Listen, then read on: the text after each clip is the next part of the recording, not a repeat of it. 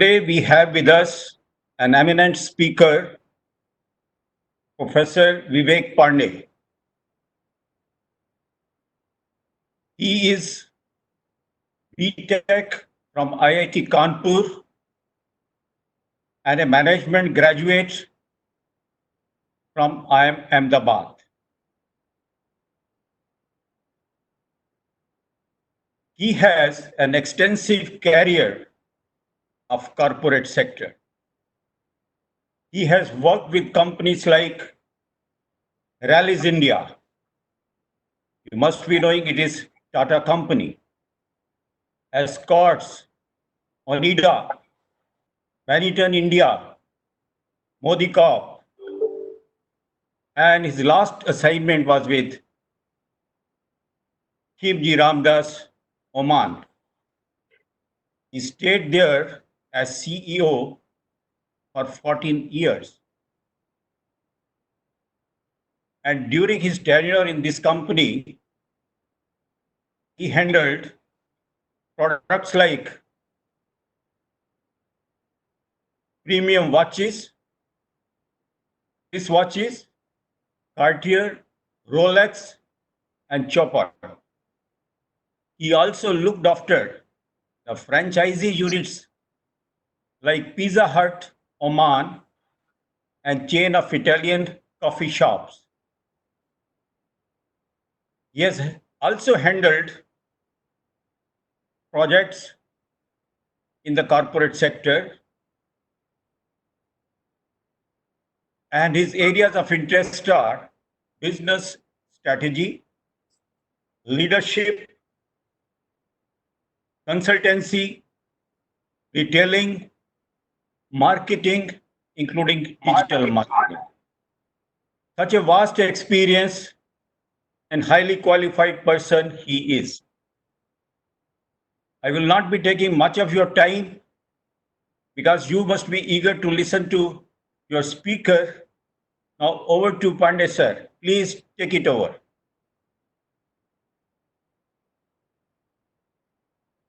Thank you, sir. To say such nice words about me.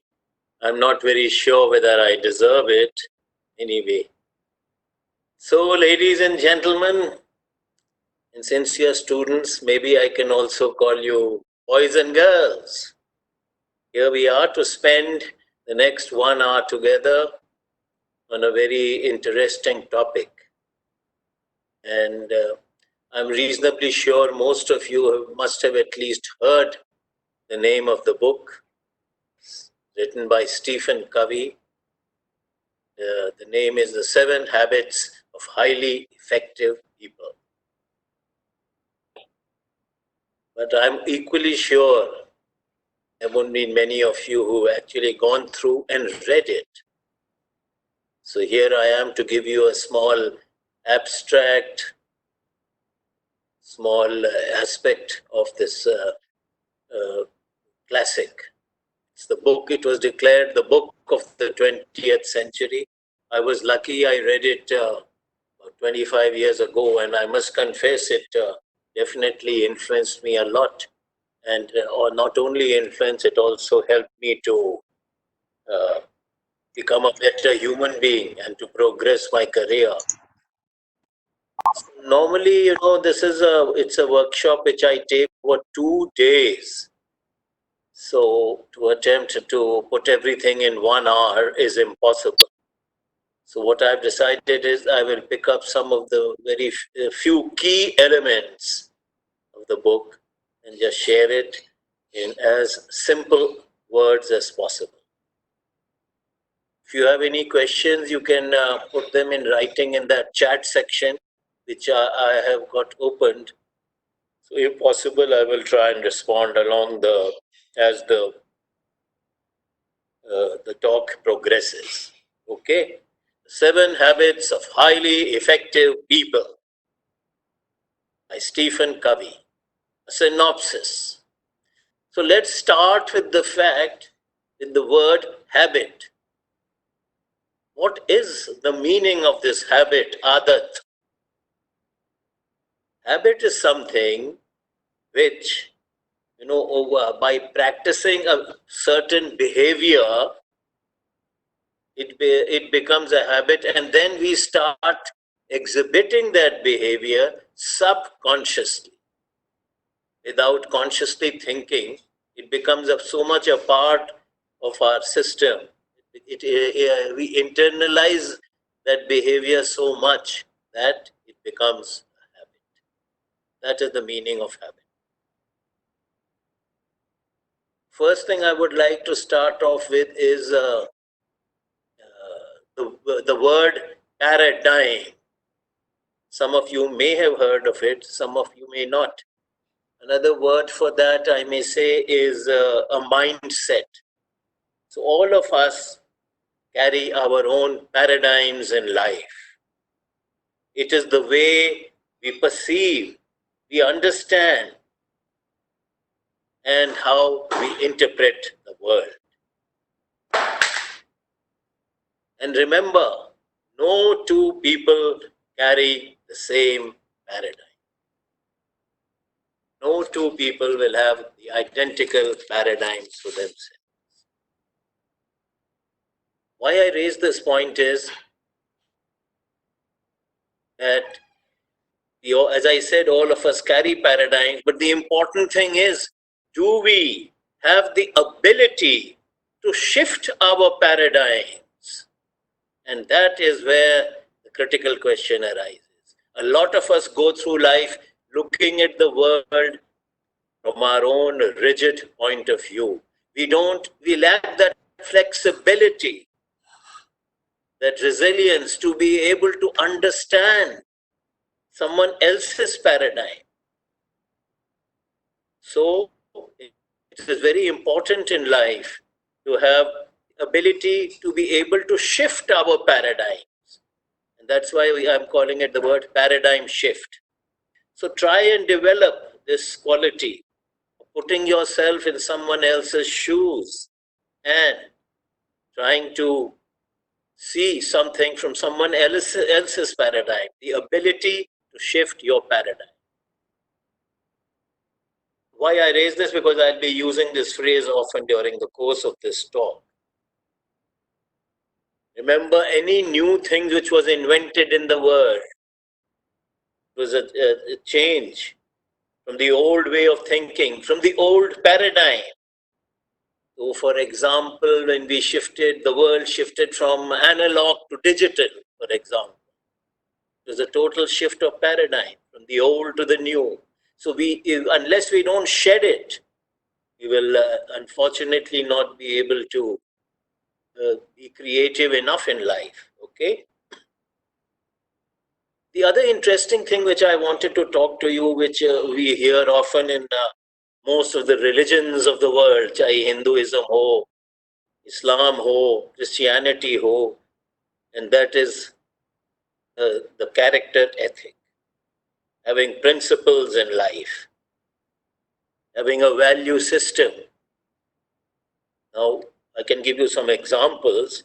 We can talk of fairness, justice, integrity, honesty, human dignity, right to life, liberty, and the pursuit of happiness, excellence, love, understanding, temperance, simplicity, courage, compassion. I can go on and on. But these are all values which we have in life. And the interesting part is that these values have come through the human civilization since centuries. Even in, say, the 5th century, we had the same principles. People looked up to people who practiced these principles and values in life. So they are something which is permanent and not transitory. So basically the idea is we should try. I am getting a message that I am not audible by someone. I hope it is not with everyone. You are very audible. Okay, thank you. Thank you. You are audible. Okay. I will lead you to another very important aspect which Stephen Covey talks about in his book, and that is Vishwas, trust. Trust is the currency of living. Until and unless we as a human being are able to generate trust of others, there is very little we can do in life. So we have to develop the ability of being trustworthy, worthy of being trusted. Worthy of being trusted such, let us take the example, of Mahatma Gandhi. In his generation, he influenced the entire nation, and almost the entire nation was ready to do whatever he wanted to have, whatever he wanted to say and ask us to do. It is all nothing but we had blind faith in him. We trusted him so much. He was trustworthy. So the important thing is, how do we try and become trustworthy individuals? There are two aspects to it.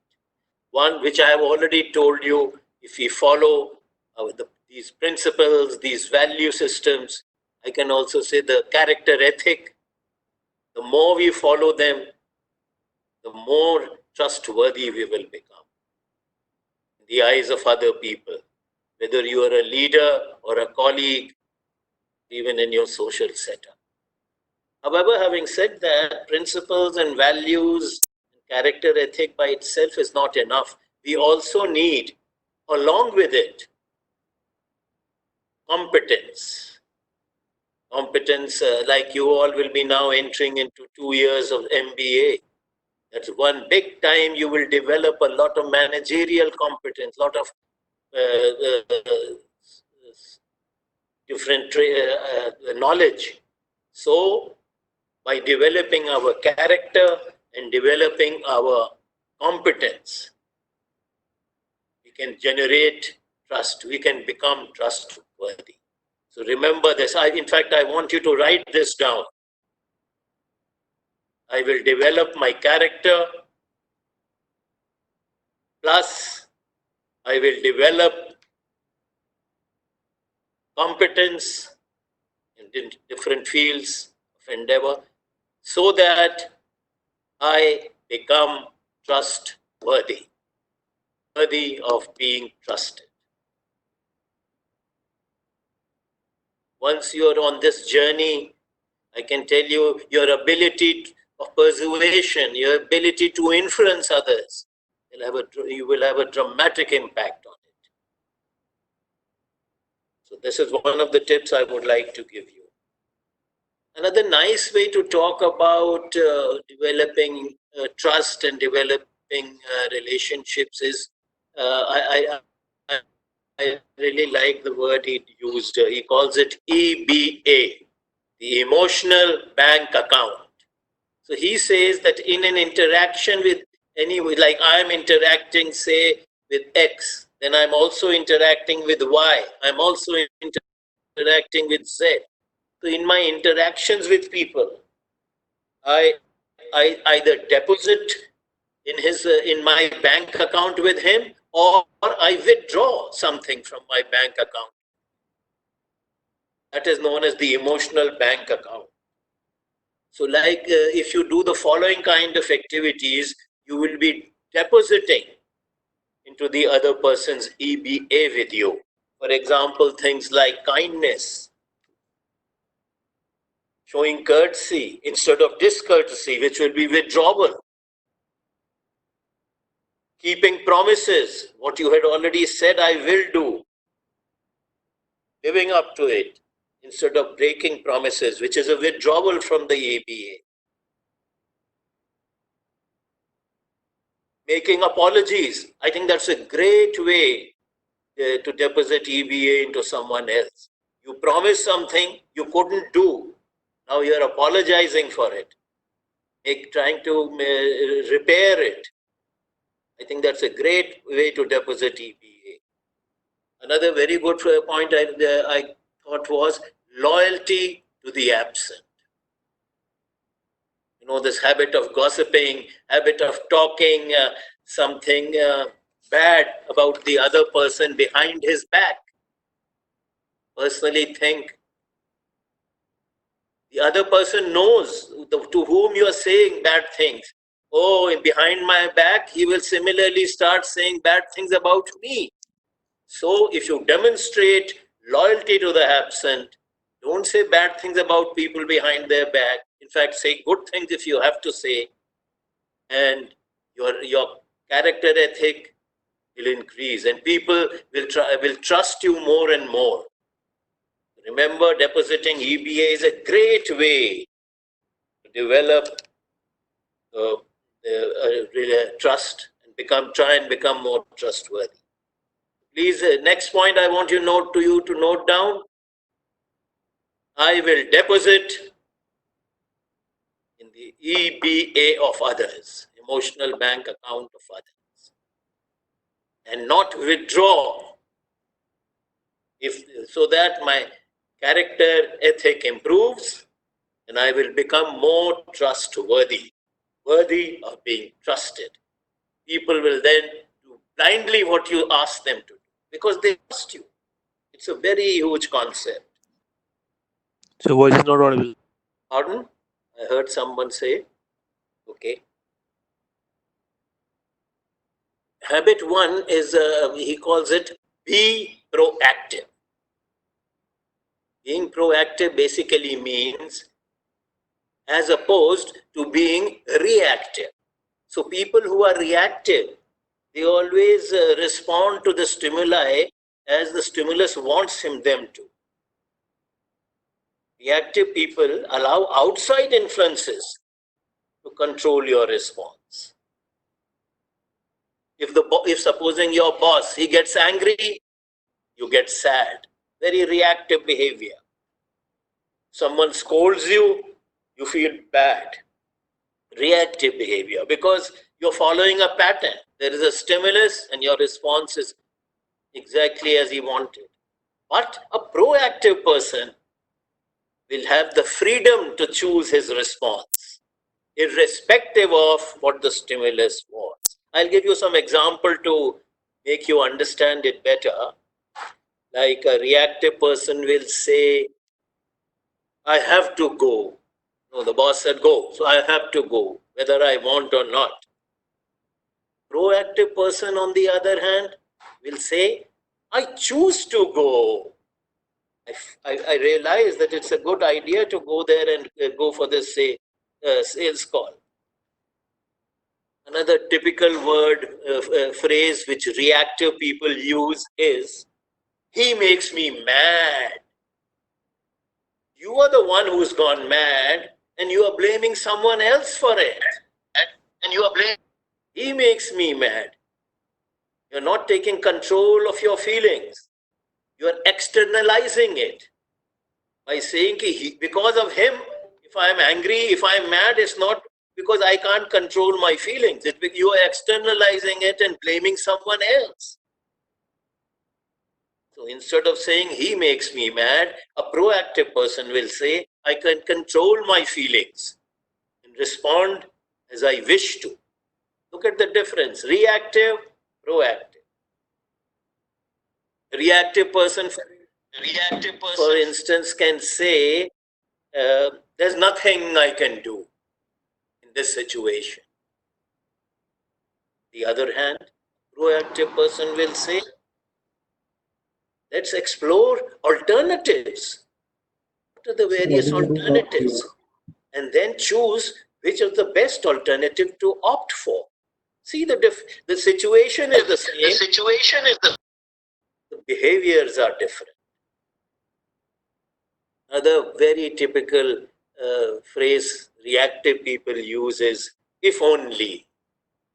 If only my father was rich, he would have sent me to the US for MBA. If only I had studied in school, I would have probably done better. If only. So the whole thing is, everything is if only. We have to get rid of our past. Instead of saying if only, say I will. That is the difference. So please note this down. I will never use the phrase if only. Agar. I will not use the phrase if only. I am going to be a proactive person. You know, there's a very good phrase which our Mahatma Gandhi said, and it really struck me. He says ki they cannot take away our self-respect. They cannot take away our self-respect if we do not give it to them. So until and unless you yourself give your self-respect, no one can take it from you. What a powerful state. No one can make you feel inferior without your consent. Until and unless you choose to become inferior, no one. Beautiful words to change the whole paradigm of living. So, ladies and gentlemen, be proactive, not reactive. Write it down. I will be proactive, not reactive. 24 minutes gone, one habit done. No way one can complete all of them. So I'm struggling. Maybe I should skip, so it'll be more this thing. Habit number 2 is begin with the end in mind. You know, in life, don't just drift away. Chal rahi hai zindagi, chal rahi hai. No, we have to find some sense of purpose. That I remember that वो मोहम्मद रफ़ी का गाना था, किस लिए जीते हैं हम, किसके लिए जीते हैं, बारहा इसी सवालात पर रोना आया. No, don't cry. Address this issue. Why do we live, and for what purpose do we live? Try and answer this question. And the best part is, all of us, each one of us, will come up with its own unique answer. There is no such thing as right answer or wrong answer. So find this for yourself. What is the purpose of my existence? What is it that will make me feel great, feel happy? We all have to find this answer to ourselves. It's not easy, but make a beginning today evening. We call it to make your mission statement. You have to decide in life what is important to you. Don't just drift through life. Focus on what you want to be. Focus on what you want to do. These are the important things. Like I remember this beautiful thing. To live, to laugh, to love, to learn, to leave a legacy. What a noble statement. To leave a legacy. हम न होंगे तो हमें याद करेगी दुनिया. No, they try and do those kind of acts that people later on remember when you finish your 2 years in FOSTIIMA. People, the faculty, the other people of FOSTIIMA, they should remember. There was one Abhinav Prakash who came and made a mark. You left a legacy. What a beautiful and noble thought.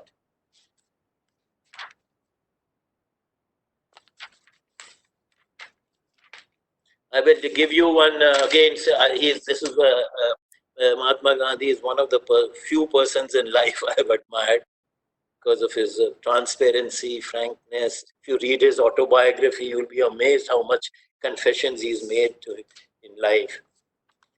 And let us see what his mission statement was. I'll quickly read it out. I shall not fear anything on earth. Because fear is reactive. That's not proactive. I shall not fear anything on earth. I shall fear only God. I shall not bear ill towards anyone. I shall not bear ill towards anyone. किसी के बारे में बुरा नहीं सोचूंगा. I shall not subject to injustice from everyone, whether the British Empire or not. I shall not submit to injustice from anyone. Our attention to what is urgent, which requires immediate attention. So anything which is urgent, we keep on just doing that. And we forget that urgent things may be important, but not necessarily. Urgent things may also be not important. So if there are urgent things which require immediate attention, but they are not important, skip it. Don't do it. Do those urgent things only if they are important. There is a difference between urgency and importance. In fact, once again, due to time scarcity, I can't go deeper, but it creates 4 types of possibilities. Activities which are important as well as urgent. Second category is activities which are urgent but not important. And that's the point is what I'm making, we'll end up doing a lot of such works. Activities which are urgent but not important. We have to consciously think, no, they're not important, even if it urgency, out. Third one is activities which are neither urgent nor important. And you would be surprised that many of them we fall for this trap.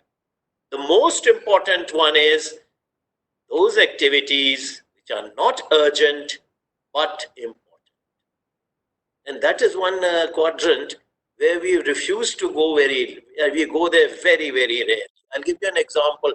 Say you have to say, I had to make this presentation today to you. So it is important to me because 200 odd people are listening to me. It is important to me. But 1 week back, it was not urgent. It didn't require immediate attention. I could have easily postponed it till yesterday, when it became both urgent also and important also, and then done it. But then I can assure you my quality of my presentation, my background thinking, it would not have been so as good as hopefully it is. So if we do not focus on activities which are not urgent but important, sooner or later they fall into the activity and becomes urgent and important. Then the quality suffers, the output suffers. Again, what you have to write down is, I have to focus on important activities and not urgent activities. I'm not trying to say you should never do urgent and important. If there is a, God forbid, a fire just now, it is both urgent and important for you to run out of your building, please do that. But these are rare things. Most of the time we should try and spend in the quadrant of not urgent but important. Does it also help you in achieving your mission statement? Definitely it's an activity worth doing. I mean, I can go on giving you 20 examples. So basically, I think that should, every time someone or the others is having a problem, audio, video, I hope it is not with everyone. A lot of feedback I'm getting. Okay, when someone is asked, how can one transform myself from a reactive person to a proactive person? Very good question. I would respond by saying that work on your, as I said, to try and become more trustworthy, work on your character, work on your competence, you'll become more trustworthy, your area of influence and persuasion will increase dramatically, your circle of influence, and do acts which gives deposit to the EBA of the other person, which we also discussed, and make sure that whatever is the stimulus which you get, you have the freedom to respond. Don't fall for the trap of being reactive.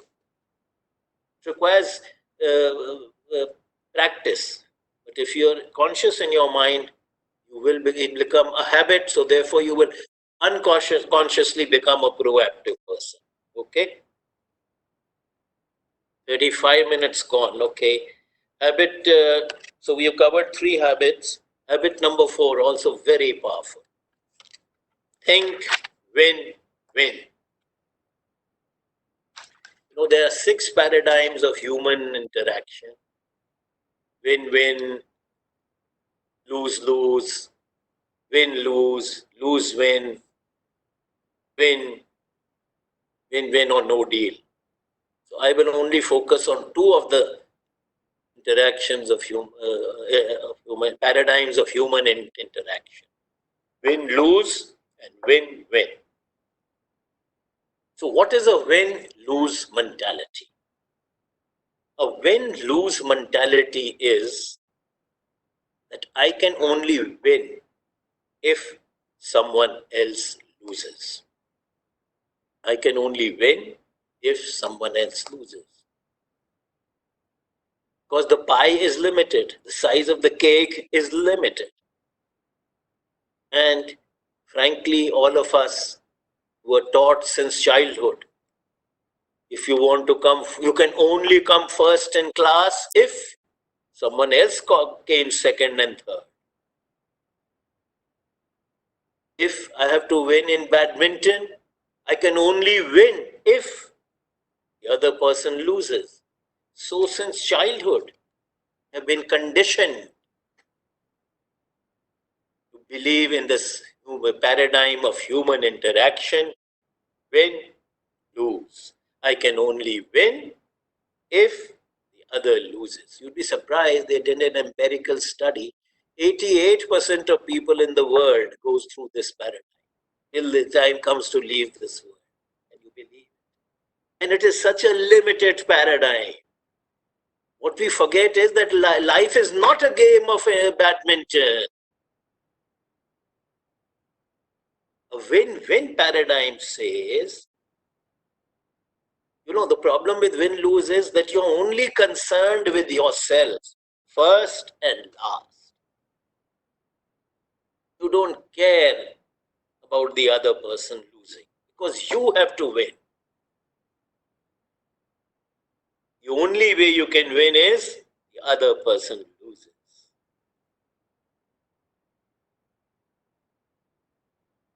This is also known as the scarcity mentality. It reminds me in our childhood, maybe until in our 20s, people of ours, my generation, India was basically was basically a shortage economy. If you go, my father booked for a car, and it took him 9 years to get it when his turn came. I remember booking a scooter, Bajaj scooter, and I had to wait 11 years. By the time I got it, I had lost its relevance. So we looked at, we were born in the shortage economy. And therefore, for us, we were sure that this world is about win-lose. Because when there is a scarcity, you feel everyone can't get, so only let me try and get. Let someone else not get, only then will I get. So win-lose mentality is a scarcity mentality. It is a very limiting paradigm to have. You can't achieve great things in life if you're only thinking of you yourself at the expense of someone else. We always think that life is a zero-sum game. You play rummy. After every time we balance, do the pluses and minuses equal? If X is winning 10, is X is plus 10, Y is plus 5. 3 people are playing, X, Y, and Z. X is plus 10, Y is plus 5, so Z has to be minus 15. Therefore, it's a zero-sum game. Plus 10, minus 15 is equal to 0. And therefore, we extrapolate this in life. That's where the paradigm of win-win comes in, which is the one of abundance mentality instead of scarcity. Like, for instance, there is a cake, and I'm just trying to give very simple examples. And the brother and sister, they are fighting over sharing it. By mistake, the mother cuts it such that one is larger than the other one. Now they are fighting who will take the larger portion. Typical scarcity mentality. If the people, if they had a win-win paradigm, They'll say, okay, let's work together and see how we can enlarge the size of the cake together. Is there a way we can enlarge the size of the cake? Because after that, when we will share it, both of us will gain much more, will get much more cake than otherwise. See, the whole paradigm has changed. The cake from this size became this size, so both have now going to get more.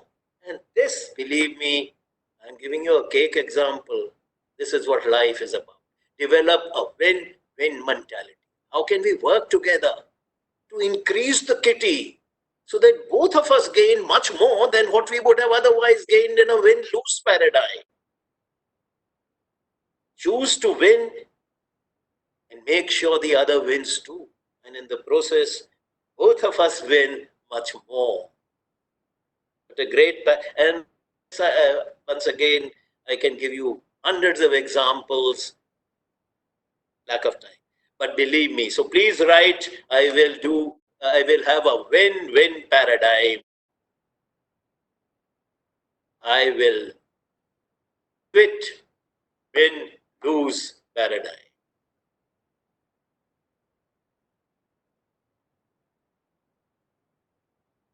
I will have an abundance mentality. There is enough in this world for everyone. It is true. I will have an abundance mentality and not a scarcity mentality. I will play win-win in life. I will get rid of the paradigm of win-lose, that I can only win if someone else loses. Life is not a game of badminton. Some questions? If we get confused in important activity and urgency activity, what to choose? Firstly, as I told you, important and urgency, they are not mutually exclusive. An activity can be important, can be urgent as well as important. But an activity can be urgent but not important. An activity can be important but not urgent. An activity can be neither urgent nor important. 4 possibilities. What I was telling you was, most of us spend time on activities which are urgent and important. With the result, we miss out on those activities which are important but not urgent, because we never find time for them. And those are the real ones. Those are the ones which give you preventive maintenance. Those are the ones which, I'll tell you, like helping a struggling son. If your son is not good in maths, you find time after office to spend time with him. It was not urgent. It didn't require immediate attention, but it was important. Went into this quadrant and you said, I will do this. Kind of satisfaction you will get when he got 95%. I'm telling you a true story. It happened to my daughter. My son was very good in maths. My daughter was not very good. And believe me, for 7 months in class 10 exam, I actually came back and I used to spend 2 hours. And it was a great feeling when she got 91% in high school in maths. We both still remember it with fondness. So that activity was not urgent but important. Find time to do those. Okay. I hope you get the message. 17 minutes left. Okay. So once again, remember one thing, win-win is about interdependence. That we depend on each other and together we play such that we create something that is much bigger. The examples of, say, startups. If Baiju today is worth $4 billion, it does not mean that someone has lost $4 billion. It's not a game of rummy that I can only make 4 billion if someone loses 4 billion. Get me? The whole paradigm you have to change. Once you start thinking that way, life is worth living, fun. So in these 2 years in FOSTIIMA, I will play the win-win game. Okay? Habit number 5. This is by far the toughest. And unless we have not mastered the first 4 habits and internalized and practiced the first 4 habits very thoroughly, I can tell you it is it's the most difficult of all the habits. It is known as seek first to understand, then to be understood. Seek first to understand, then to be understood. Problem with most of us is we want to be understood first. We are going around the world and then we say, कोई मुझे समझता ही नहीं. बहनों भाइयों, our only hope in life to be understood is if we make an effort to first understand other people. अब शायद दूसरा आदमी भी मुझे समझने की कोशिश करे. And it's the most powerful habit of all the 7. Habit number 5, seek first to understand, then to be understood. Most of us, when we are listening with the intent to respond. अब Shivank Agarwal is speaking something, मेरा mind already चल रहा है कि what I should respond to him. No, that is not listening. But again, this is how we have been conditioned into. Most of us listen in life with the intent to respond. No, first to understand. कह क्या रहा है? Please understand it and understand it non-judgmentally, without any value judgment. Just because you are listening to someone, it does not mean that you are forced to agree with it. No, not at all. Non-judgmentally. All you are wanting to do is कि समझना चाह रहा हूँ कि where is this person coming from? What is his paradigm? Only then can you come to the next step. We do not listen to the intent to understand. We listen to the intent to respond. फर्क आप समझ रहे हो? बहुत नाजुक फर्क है और बहुत बड़ा फर्क है. So listening भी कई तरह के हैं. First of all is कि you pretending to be listening. You are giving the appearance you are listening, but तुम्हारा mind कहीं और है. कई बार होता है ऐसा. The next level is selective listening. You are listening only to the parts of the conversation. And then you're comparing it with your own experience. I'm sure just now when I'm giving this speech, this talk, 75-80% of the people must be doing selective listening to only part of my talk and then comparing it with our own. No, that's also not a good level of understanding. You should be totally focused, your mind, your heart. Okay, what is he saying? You're free to reject it later. Please. But that is the first step.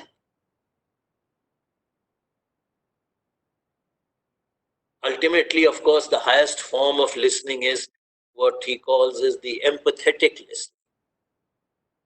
That basically means that listening with the both heart and the mind to understand speaker's feelings and his intent. Feelings also. Then, we can go very deep. I mean, I can take a half-a-day workshop on just this habit. Then we can do role plays, we can give situations. I've done them hundreds of times. Empathetic listening itself is an art, how to develop the skill of empathetic listening. Like one of the major things about empathetic listening is that you rephrase the content and reflect the feeling. Rephrase the content and reflect the feeling. So supposing, for example, someone comes to me very upset and very, supposing his class, his submission in the class, the teacher got very upset with him and said to her, sorry, this is useless. Whatever work you have done is useless, 3rd class. And you come running to me, I'm your friend. You're very, very upset. You're saying, I'm very, very upset with the teacher. It's that. So I want to do empathetic listening to her. So I can say, okay. I can see that you are upset. So I'm reflecting the feeling. I can see you are upset. And I can see there's something you feel your teacher didn't like. Once I start saying it, then she can keep on talking much more. So in empathetic listening, it's not that you just keep quiet like a dumb person. By doing these, you are encouraging the other person to keep on coming out more and more. I hope it's not going to high, but just remember this: the more you listen with your heart and mind, mota, more you can write this down. I will listen with my heart and mind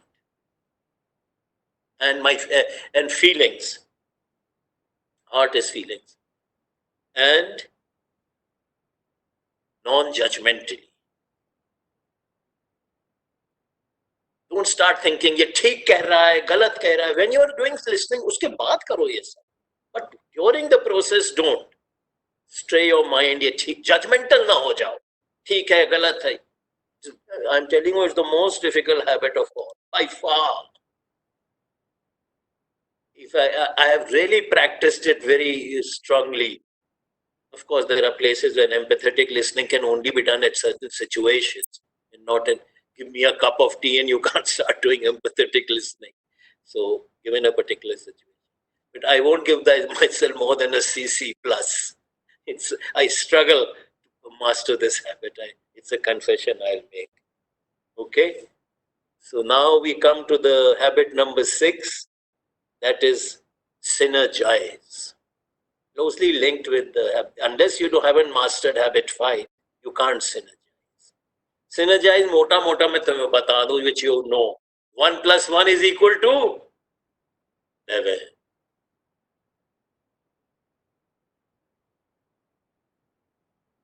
Two persons get together, we can produce something more than the sum of the parts. If I come with 5, you come with 7 resources, and we produce 12, that is not a synergy. I came with 5, you came with 7, we produced 30, that is synergy. And it is possible. The good thing is only human beings can have this endowment to synergize. The whole is greater than the sum of its parts. 5 + 7 is 30. 1 + 1 is 11.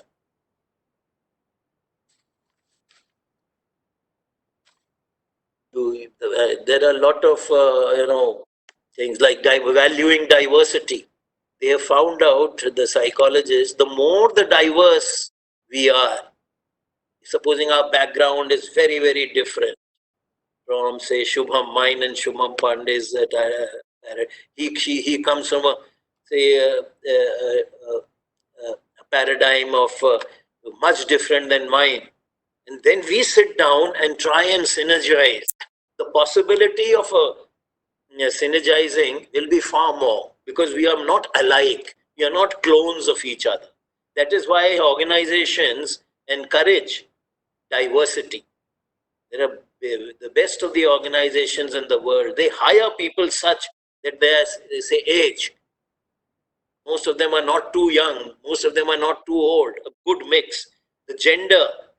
It's not that 90% men, 10% women. No, we have enough. Because then the more the diverse, the better the synergy, the better the outcome, the better the output.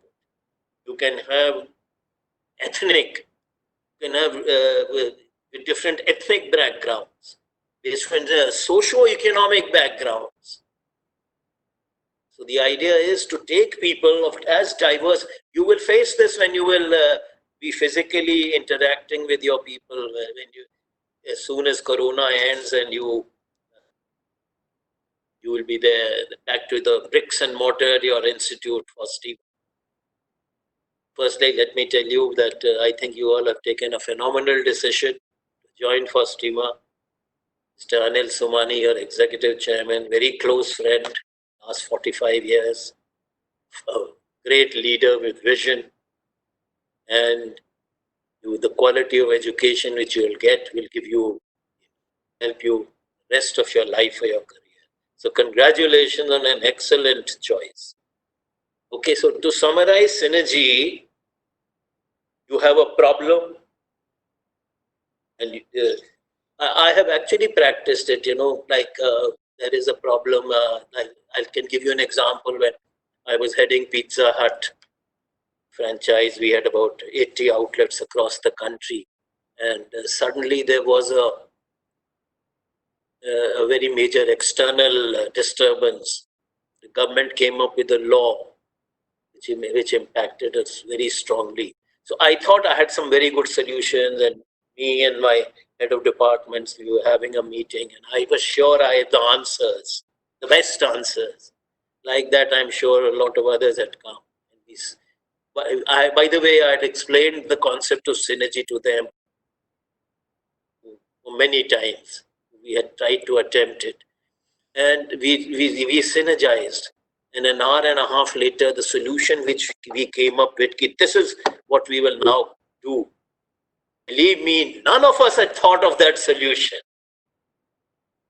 But purely because of synergizing, we came up what is called as a third alternative. I had not thought of that alternative. You had not thought of that alternative. We synergized and came up with a third alternative, which was far superior to what each of us had thought individually. This is synergy. Human beings had, of course, then there's a lot, it's the process involved. You have to follow certain rules, this, that. Training is to be given how to synergize. It's not just happens by itself. But I'm just giving you this concept. And the kind of happiness it gives you, oh my God, it's amazing. Well, one feels ecstatic, if I may say so. Just the time. Oh no. Is it okay if I exceed a few minutes? Sir, Professor Kakkar, chalega? Quite all right. Chalega, sir. Chalega. You Go ahead. Okay, Go ahead. Thank you. Habit 7, the last one, it is known as sharpening the saw. Saw होती है ना आरी, जिससे काटते हैं. You cut the tree with it. Sharpening, उस आरी में धार होती है जो, उसको तेज करना. आरी को तेज करना. Sharpening the saw. And this is a habit, he says, we have to practice all through. Well, that famous story, I'm sure you all must have heard the story in your childhood of कि वो लकड़हारा था, वो काट रहा था. First tree he cut very fast, in 5 minutes. The next one in 15 minutes. Next one in 1 hour. And finally he just could not cut. Why? Because he was not sharpening the saw. He was not, आरी को तेज बीच बीच में नहीं कर रहा था, उसकी धार को. This is what we have to keep doing in life, sharpening our saw. And there are 4 different dimensions. Number 1 is physically. I'll tell you, and I can say this for myself also. When I was in college, I was a great sportsman. I used to represent my IIT in different meets, this, that. When I went to this job, suddenly some exercises finished. So I don't want you to make the same mistake. Please do physical exercises, do some jogging, do some running, do some game. So physical is very, very important at this age. Fortunately, I know some people who were excellent in it, who continued with it. So please don't fall for this trap कि अब मैं तो भैया MBA में जितना काम है इतना ये है. If only I did not have so much work, I could have done jogging. No, you can do both. Don't be reactive. If only reactive. याद है? So please do exercises. Find time for yoga. So that is physical renewal. Next is mental and emotional renewal भी बहुत जरूरी है. सिर्फ physical नहीं. Write a diary. By the way, when I was 7 years old, I started writing my daily diary. You will not believe there's a problem now where to keep so much diaries. I'm still doing it. Of course, last 7-8 years now I do it in my laptop. So physical is no longer there. But it's great feeling to see क्या अरमान थे 17 साल की उम्र में, क्या love affair हुआ था 24 as की उम्र में. Write a diary, you'll love it. Have a hobby. One of my hobbies which I continued since childhood was stamp collecting. अभी भी करता हूँ. So I find time to do it. I've got a phenomenal collection now. A lot of people who know, they give me as a gift stamps. Reading. Read the classics. Classics are those which has transcended centuries. जो 14th century की लिखी हुई अभी भी relevant है. It has transcended time. So read those. Find time. I'm telling you, ये ना सोचो कि समय आदमी नहीं निकाल सकता. Develop new friendships. I know you will do that in the coming days. Find time even for some social service. बहुत जो खुशी होती है अंतरात्मा में कि I did something. क्या है वो परमो ही सेवा ही परमो धर्म. The biggest dharma is service to others. Live for others, leave a legacy. What great, these are mental and social renewals. Finally, there's the spiritual renewal. Meditation. Find time to spend time in nature. That's what God has given us. Write your mission statement. That's a very spiritual thing, I assure you. Music. It can inspire you. Any form of art. These are all spiritual methods. I'm purposely not bringing religious because I'm a very a-religious person. I feel at the end of it, all religions converge. The values, the character ethics, the principles are the same. But you can choose whatever way you find spiritual salvation. This, in a very short nutshell, is the essence of Stephen Covey's 7 Habits of Highly Effective People. I enjoyed delivering it. I hope and pray you found it useful. Even if you go back with 1 or 2 key learnings which you will go and implement in your daily life, I think my effort would have been worth it. Thank you.